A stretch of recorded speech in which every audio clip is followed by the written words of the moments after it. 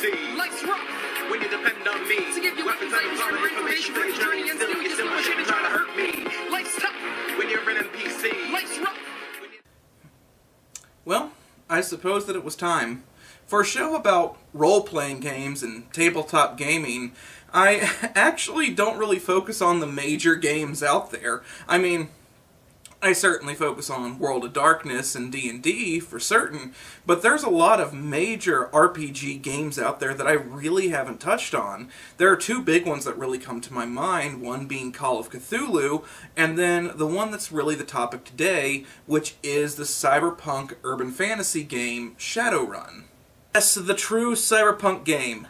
This was another one of the big-name games to come out in the late 80s into the early 90s, when the tabletop RPGs were still in its relative infancy, and really everything was on the table in terms of stories, ideas, as well as systems and so forth.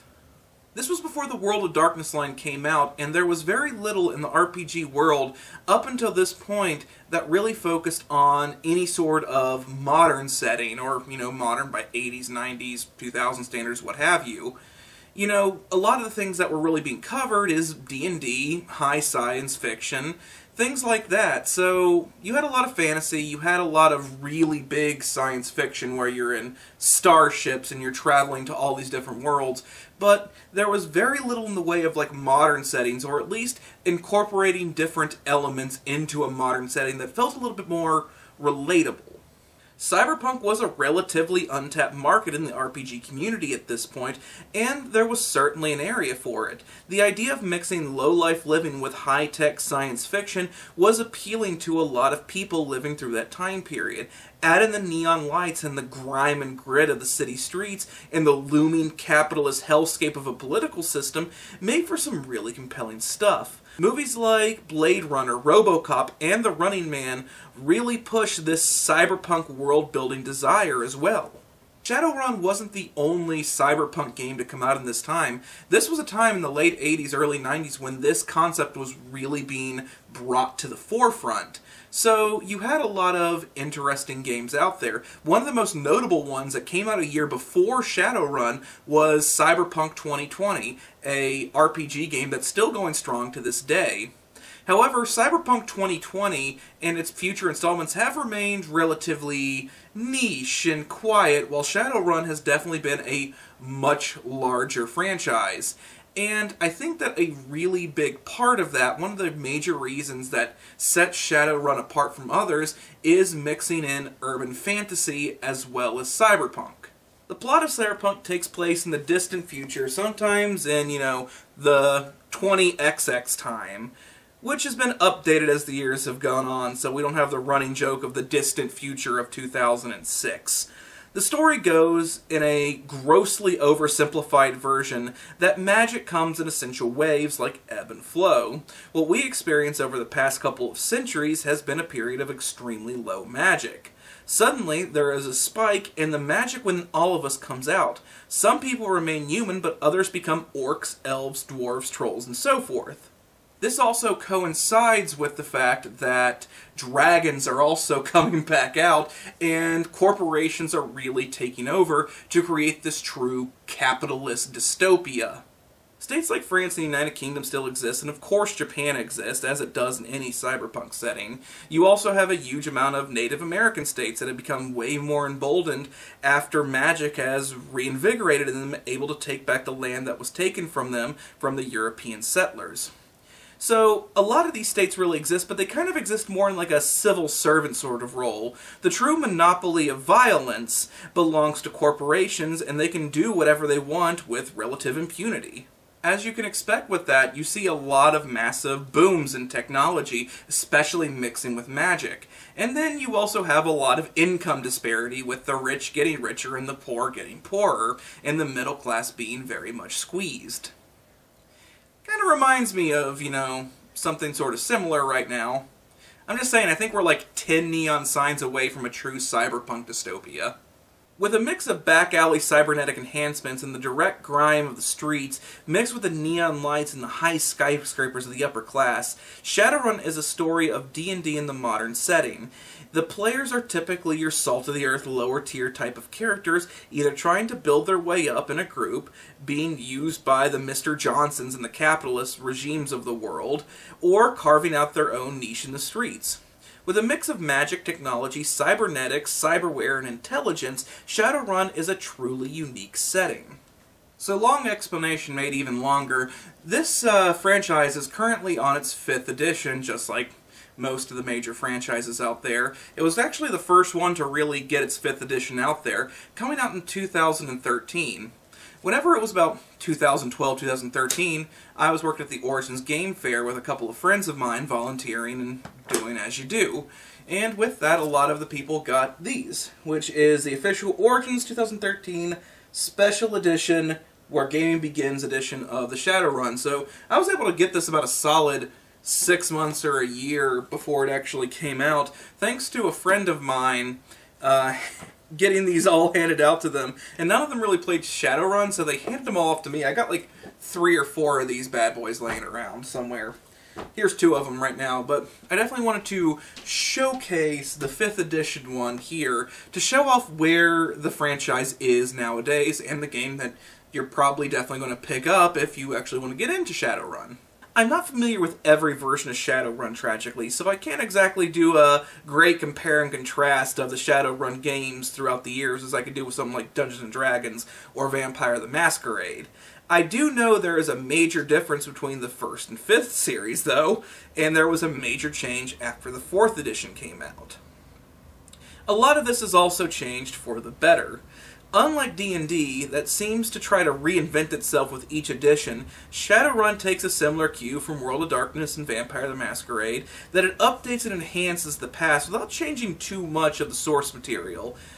Once again, that is until 5th edition Vampire comes out, and for Shadowrun 4th edition comes out. The timeline usually gets altered a little bit so that it can match a little bit well with the time that we've already experienced and how it sort of moves forward in its alternate timeline.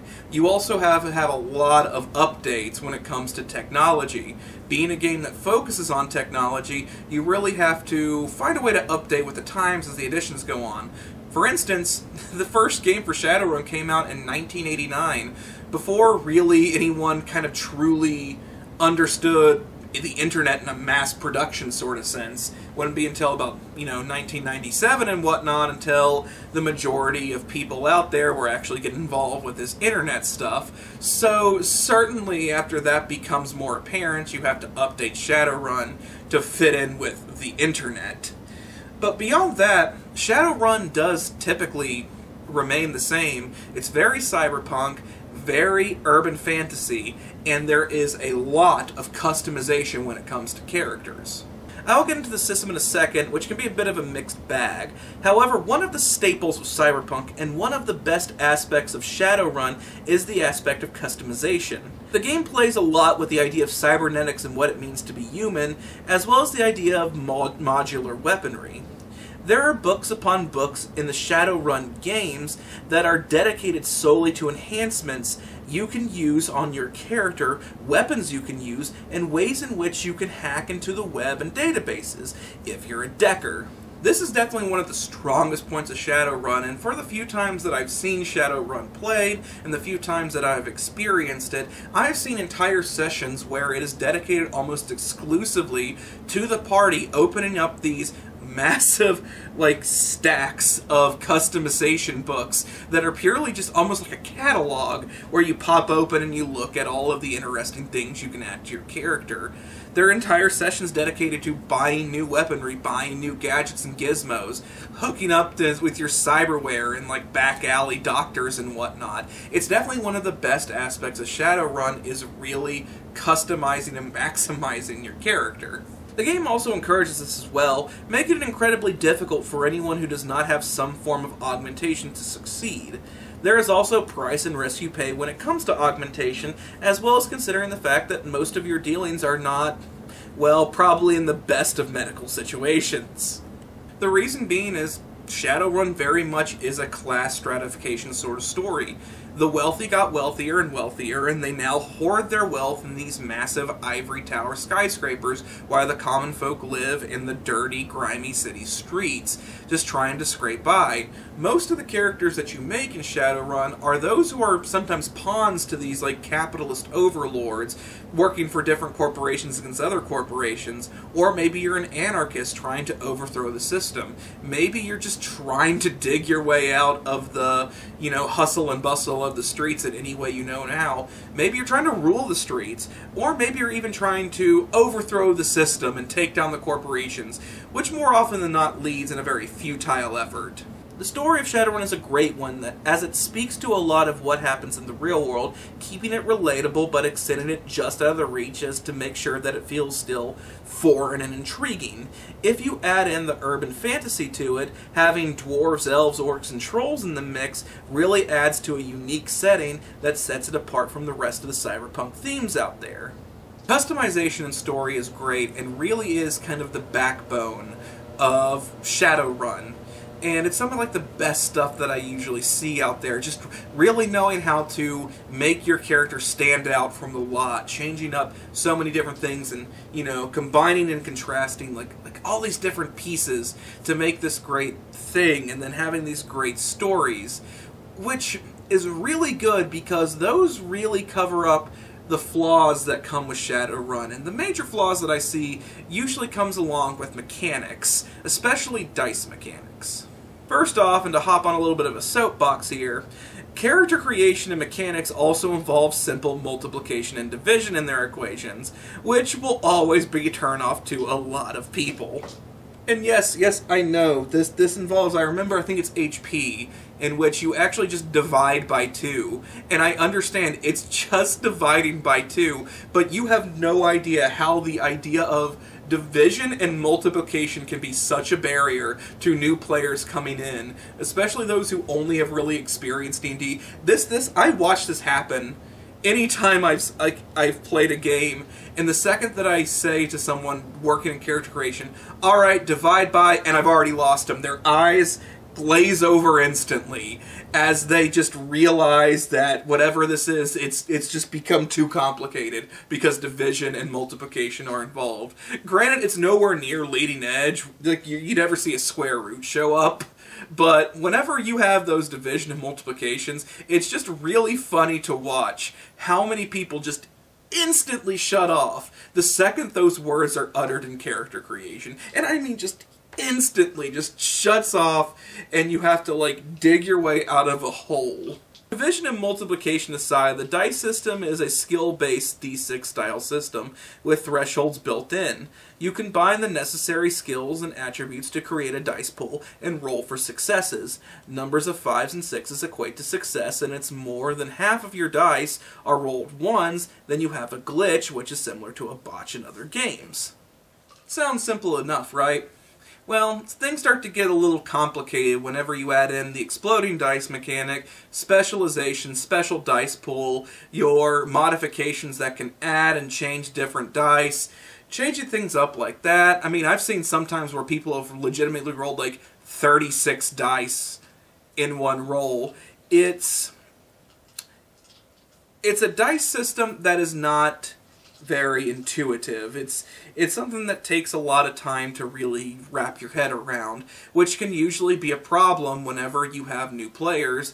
You know, you see those eyes gloss over, and it's really hard to kind of get them back invested in the story whenever they're just so confused at the concept of how they roll and what that roll actually means. There is also the slight other problem, a problem that I think I might make into its own video later, but I'll briefly discuss here, and that is the Decker conundrum in Shadowrun. Now, I think that anyone who's played Shadowrun has experienced this conundrum at least once before, but the Decker conundrum is whenever you have a Decker in your group and they have to, like, you know, plug in to this, like, database or whatever, they have to hack a door, who knows. Usually that means setting, like, several minutes where the storyteller and the Decker have their own little mini session while everybody else kind of, like, sits in the wings and waits. for it to unfold. And now, granted, like, the 5th and 4th edition, from my knowledge, especially with 4th, but with 5th, seems to really try to counteract this problem, think of different ways you can involve other characters, but whenever you have several minutes set aside for one character in particular, you start to run into that main character problem that can start to feel very painful. It's the same problem I think that you would see if you had a bunch of non-Jedi and Jedi in a Star Wars game, where even though everybody's equal, you definitely get a feeling that someone is getting the most treatment. So where does this stack up in the long run of gaming? Well, I would say that Shadowrun stacks up pretty damn well. The system itself can be a bit challenging, and there's certainly some problems with it. However, it has definitely gotten better with later editions. The setting, customization, character creation, and story are some of the best out there, and some of the most original. And the mix of cyberpunk and urban fantasy makes it a unique and satisfying game experience. Shadowrun definitely gets a crit, and the 5th edition, in my opinion, is actually still the best of the franchise. That really simplified its mechanics, it really fixed a lot of problems of story, fixed problems that people have had in the past, and has really made Shadowrun a very, very fun experience moving forward. So, thank you all so much for watching. Please like and subscribe for more, become my patron on Patreon, and please come back soon for a new episode of Critter Miss. Thank you all so much.